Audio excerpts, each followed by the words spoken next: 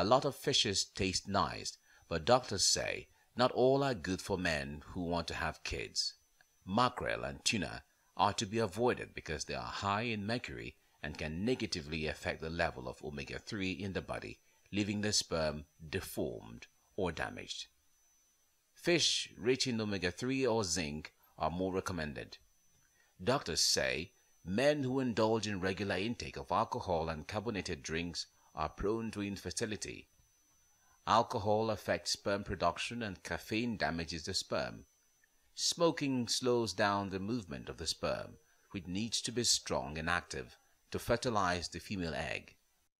Medical research has also revealed sugary drinks cause an increase in insulin resistance, which results in the creation of stress and tension in the body that hinders sperm production. In Africa, Nigeria inclusive, women are often blamed when there is no conception. But medical research now shows clearly that men longing to have children must rise above their ego and go for medical checks to ensure no gap is left for families to remain childless. Well, we have a physician, Dr. Ademola Adenloye, in the studio to talk with us this morning. Thank you so much for joining us on TVC Breakfast. Good morning. When it comes to the issue of male infertility or impotency, it is rarely discussed or talked about. Why is that?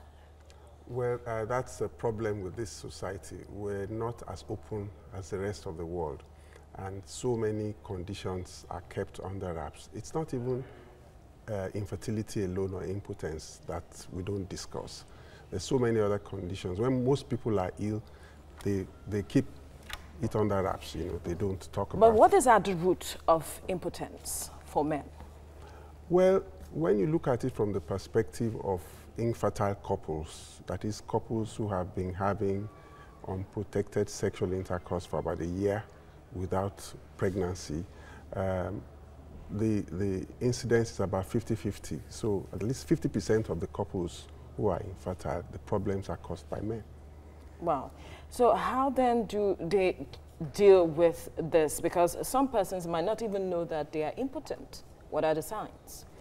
Well, impotence is really when you can't have a successful sexual intercourse, right? When you don't have an erection strong enough to have an adequate sexual activity, then we say you are impotent.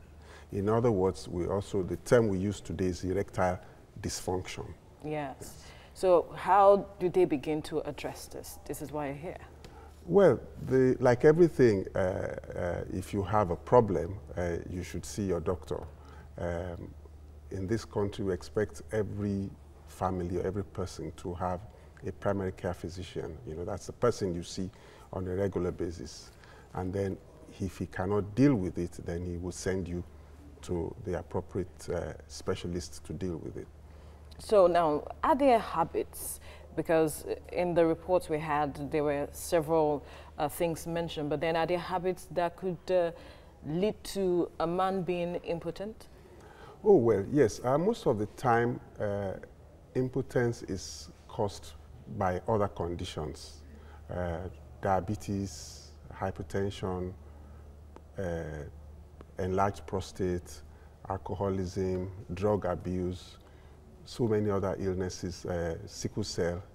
There's so many other medical conditions that create impotence, such that when we look at patients, we divide them, the ones who have psychological impotence and the ones who have physiological impotence. Psychological impotence, wow.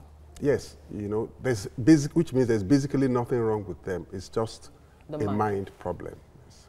All right, so what available assistance quickly are there for them? Well, at our clinic, which is specifically designed for male sexual dysfunction, we have a protocol of looking after them.